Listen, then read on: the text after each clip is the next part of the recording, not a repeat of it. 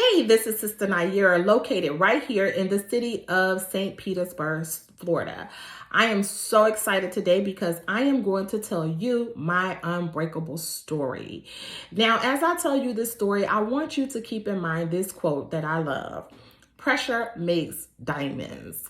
I was born the eldest of 5 children. My mother's name is Ernestine Brown, and my father is the late Lee Henry Green. And being the eldest of 5 children, I was born in the role of being a leader. And with that being said, I've always had the ability to take on responsibility to be able to lead the family. Now, one of the most exciting things that I recall as a young child is my father being the type of man that he was, making a way out of no way. He found pleasure in giving me the gifts of love in the simple things. My father was a father that will pick an orange off the tree and give me an orange. And out of that orange, I was able to make orange juice. He gave that orange with so much love and so much care that as a child, that orange meant millions and millions of dollars to me. The principle of it is that when he gave from the fruit of the Spirit. And that is one of the most precious things that I can recall as a young child growing up in a household with my father. As you know, I started this out with my father because I am a daddy's girl. Nevertheless, I love my mother as well. My mother is a mother that shows so much care and compassion when it comes to keeping the family unit together.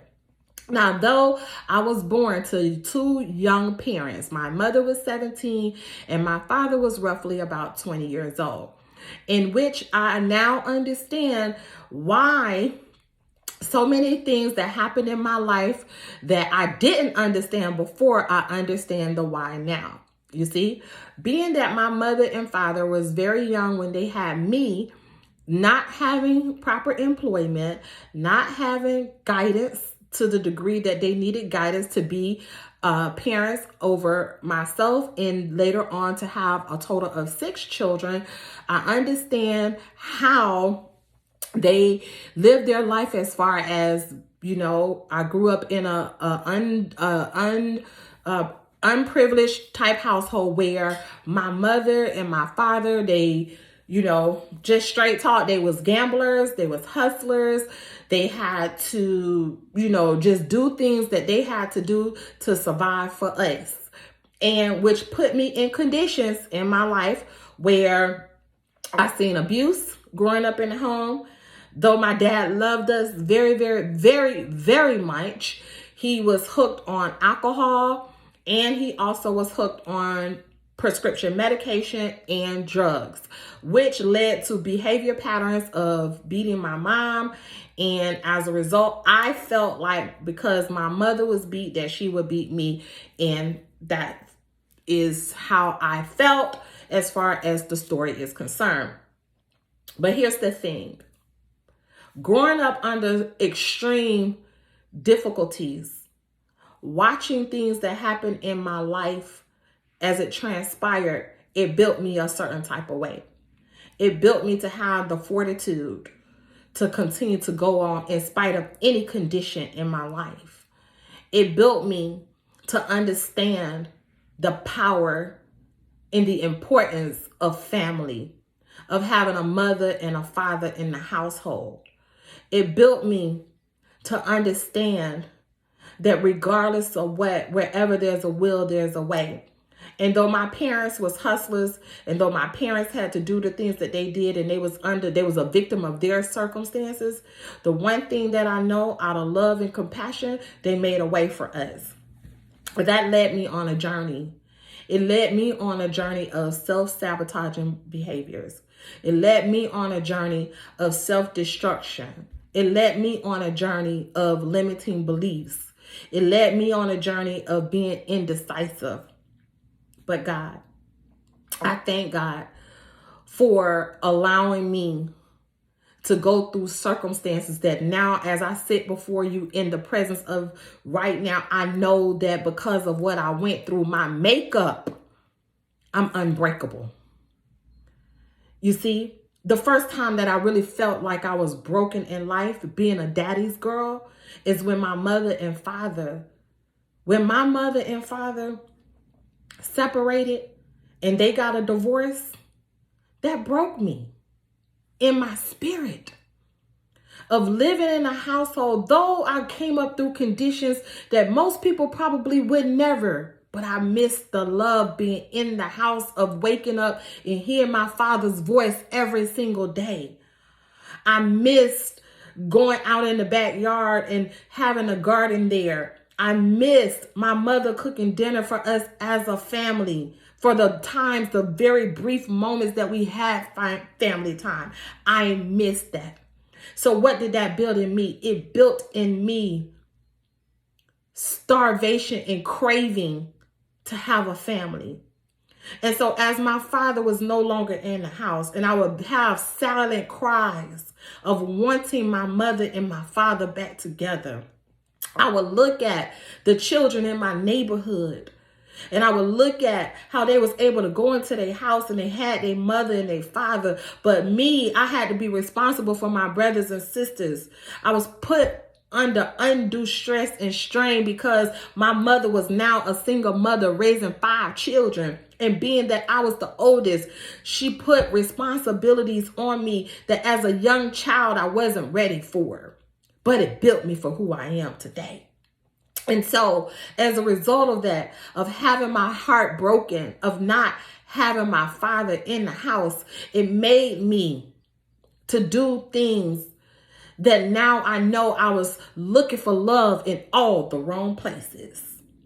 And so I went on a path of self-destruction, but I thank God that the path that I went on led me to the path that I am on now, as now I'm an advocate. I'm a strong, passionate, powerful advocate for having the family intact. But it was because of circumstances that molded and shaped the love and the compassion to see a strong family. I understand that we all have been broken in some form or some fashion. But when you understand that, you know what? I really wasn't broken. It was the condition of brokenness. But me, personally, I have never been broken. It was the condition that was broken and not me. So my first love being taken out of the household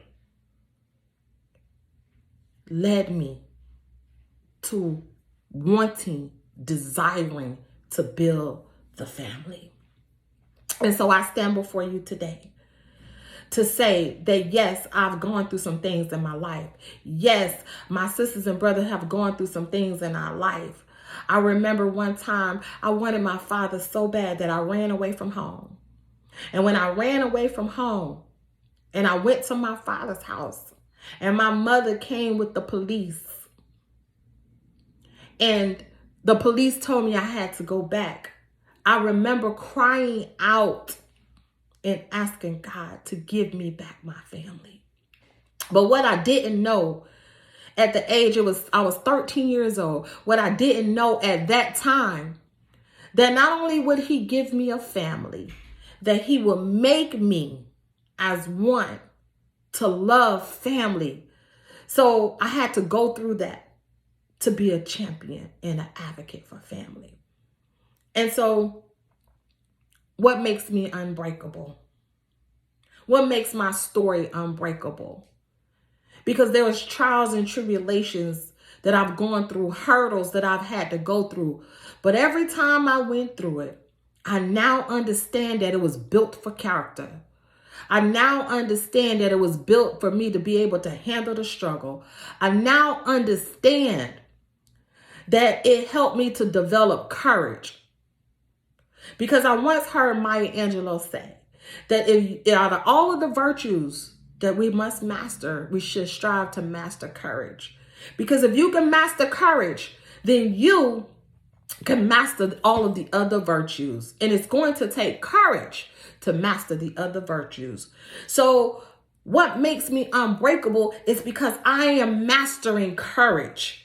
I'm mastering the ability to confront and face things in my life and knowing and without a shadow of a doubt in my spirit that I'm unbreakable, but not just for me, but for those who I have been commissioned to serve, to go out into the world and spread hope, inspiration, compassion, impact, and saying this, if I can do it, you can do it too. If I'm unbreakable, you're unbreakable also. But you got to go through something. And you got to be willing to change your mind. I was able to change my mind, not about the problem, but how I viewed the problem. I was able to come to the understanding that what don't break me shall make me stronger. And so I decided to lean into strength versus weakness. But I had to go through something. I had to be able to understand what it feels like not to have a father in the home, to understand what it feels like to go through divorce, to understand what it feels like to lose loved ones. But knowing that every single trial and tribulations that you go through is all ordained for the victory and the glory of transformation. So now I have become a transformational life coach and speaker. But I speak from the heart. I speak from experience. I speak from victim to victorious. I give hope and inspiration and impact to say, listen, this too shall pass. You might be in a broken situation, but you're not broken. You may be in a condition that looks like everything is not going to be okay, but you're okay. And it's all about mindset. So as a transformational life coach, shaped and molded by life and life experience, the loss of my very first love of my father, even to this day, he's not with me. But that love that he instilled in me and that love that my mother instilled in me has now made me the face and a voice to help do exactly what I'm doing, and that is to repair the Black family, which I know is a humanitarian work. I understand that if you repair the Black family, you repair humanity. Because why? The family structure is so important that when you look at love and patience and kindness and, all fearlessness and courage, all of that comes from the space of feeling whole. And so I stand before you today with this very message to say this, that wherever there's family, there is love. Wherever there's family, there is love. And the only way we can have family is it starts with you. Somebody got to be willing to stand up and represent love for self, love for others, and no matter wherever you are on the planet, we now become family. One mind, one heart, one signature, and that signature is love. My name is Sister Nayyirah. I am a transformational life coach located out of the city of St. Petersburg, Florida. Thank you for listening to my unbreakable story.